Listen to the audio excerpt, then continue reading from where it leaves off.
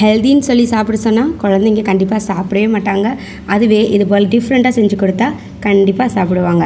Welcomes to Wahida's kitchen. இன்றைக்கி நாம் அவல் வச்சு ஒரு சூப்பரான லட்டு ரெசிபி தான் பார்க்க போகிறோம். வாங்க எப்படி செய்கிறதுன்னு பார்த்துடலாம். ஃபஸ்ட்டு அடுப்பில் ஒரு பாத்திரம் வச்சுட்டு அதில் 250 கிராம் அளவுக்கு அவல், வெள்ளை அவல் நான் எடுத்திருக்கேன். உங்கள்கிட்ட சிவப்பு அவல் இருந்தால் அதையுமே எடுத்துக்கலாம். அதை மிதமான தீயில் வச்சு நல்லா முறுமுறுன்னு வர்ற வரைக்கும் கருகிடாமல் அதை வறுத்து தனியாக ஒரு பாத்திரத்தில் ஆற வச்சுக்கலாம். இப்போது அதே பாத்திரத்தில் 100 கிராம் அளவுக்கு வேர்க்கடலை தோலோடு உள்ளதை அப்படியே சேர்த்து நம்ம அது கருகிடாமல் நல்லா உள்ள வரைக்கும் வேகிற அளவுக்கு மீடியம் ஃப்ளேமில் வச்சு நல்லா வறுத்தெடுத்துக்கலாம். அவல் வந்துட்டு உங்களுக்கு 1 கப் அப்படின்னு இருந்ததுன்னா அதில் அரை கப் வந்துட்டு வேர்க்கடலை எடுத்துக்கோங்க. கப்பில் இதான் மெஷர்மெண்ட்டு. வேர்க்கடலையும் நல்லா வறுப்பட்டு வந்துருச்சு. இதையும் வேறு ஒரு பாத்திரத்துக்கு மாற்றி வச்சுக்கலாம். மறுபடியும் அதே பாத்திரத்தில் 2 சில் தேங்காயை மிக்ஸி ஜாரில் கொடுத்து நல்லா நைஸாக அரைச்சி வச்சுருக்கோம். அதையும் இதிலையே சேர்த்து கருகிடாமல் நல்லா எண்ணெய் பிரிஞ்சு வர அளவுக்கு சிம்லையே வச்சு வறுத்து எடுத்துக்கலாம். இப்படி வறுத்தெடுத்து சேர்த்தோம் அப்படின்னா 10 நாள் வரைக்குமே கெட்டு போகாது. உங்களுக்கு வேணும்னா டெசிகேட்டட் கோகோனட் கூட சேர்த்துக்கலாம். இப்போ தேங்காயும் நல்லாவே வறுப்பட்டு வந்துருச்சு. இதையும் வேறு ஒரு பாத்திரத்தை கொட்டி நல்லா ஆற விட்டுக்கலாம்.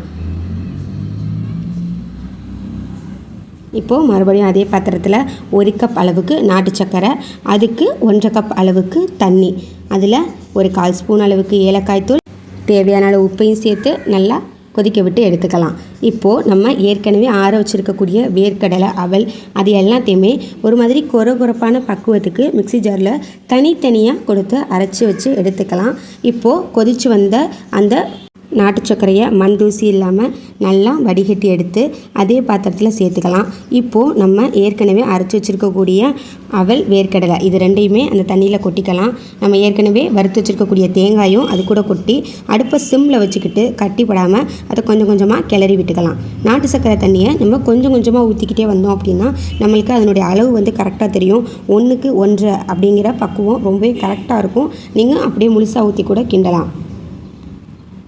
பாருங்கள், இப்படி கொஞ்சம் கொஞ்சமாக அதை நம்ம வந்துட்டு மீடியம் ஃப்ளேம்லேயே வச்சு கிண்டிட்டு வரணும். நம்ம வந்து ஹை ஃப்ளேமில் வச்சோம் அப்படின்னா அது வந்து அடிப்பிடிக்க ஆரம்பிச்சிடும். எல்லாமே நல்லா வெந்து வந்ததுக்கப்புறமா அதில் ஒரு 2 ஸ்பூன் அளவுக்கு நெய் நம்ம வந்து சேர்த்துக்கலாம்.